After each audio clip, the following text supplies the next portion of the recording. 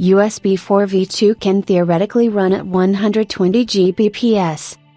When the USB Promoter Group announced its USB 4 v2 specification with a maximum data transfer rate of 80 Gbps last week, it did not disclose how it planned to make 80 Gbps work on existing cables. But apparently there's more to it than that. USB 4 performs even better and supports a combined throughput of up to 120 Gbps.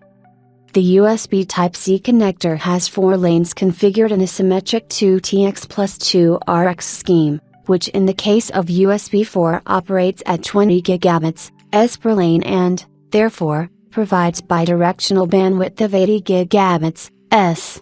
With USB 4 v2, the data transfer rate per line increases to 40 Gbps, and the combined throughput increases to 80 Gbps when encoding PAM3. In both directions, according to Onxnomics, citing documents from Keysight, a leading manufacturer of test equipment.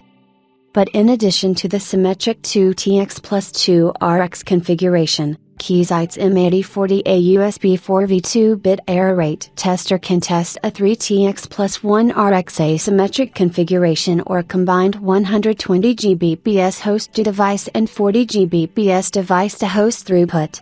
This should be enough to transmit a DisplayPort 2.0 UBR20 signal, enough for 8K-P85 uncompressed and 8K-P144 with DSC, from the host to the display, and then there will be 40 Gbps left, in both directions, to process data consumed by the USB 4 hub, webcam embedded in the display, and so on.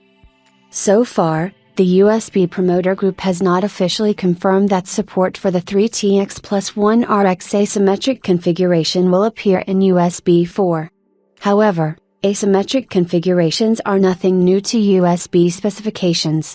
They are particularly easy to enable in the case of USB 4, as well as Thunderbolt 3/4, since all signal types are multiplexed and demultiplexed at each end of the connection. Now, assuming that the 3TX+1RX asymmetric setup is part of the USB 4 v2 specification, the main question is whether support for asymmetric 3TX+1RX will be mandatory for all USB 4 v2 controllers, or will it be optional only for some controllers? Increasing the data transfer rate per line to 40 Gbps and implementing PAM3 encoding will significantly increase the complexity and power consumption of USB 4 v2 controllers. In addition, to increase the bandwidth, USB 4 v2 controllers will be required to connect to hosts at about 15 GB, equal to the bandwidth offered by the PKI 5.0x4 or PKI 6.0x2 interface. Support for 120 Gbps uplink can further complicate the situation. When can we expect the first USB 4 v2 host controllers to appear? Onxnomics believes that Intel will start supporting USB 4 v2 with its 14th generation Meteor Lake platform in 2023, as the company has already announced support for the 80 Gbps Thunderbolt I/O interface for its storage media. As for AMD, it will lag behind Intel and will offer processors with USB 4 v2 support only in 2025. As usual, it's hard to make predictions about Apple. Tom's Hardware Portal contacted the USB Promoter Group and asked if the final version of USB 4 v2 supports an asymmetric 3TX+1RX configuration.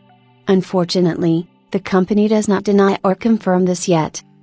The USB Promoter Group announcement was intended only to highlight some details, as the specification is still under development, the USB Promoter Group said in a statement.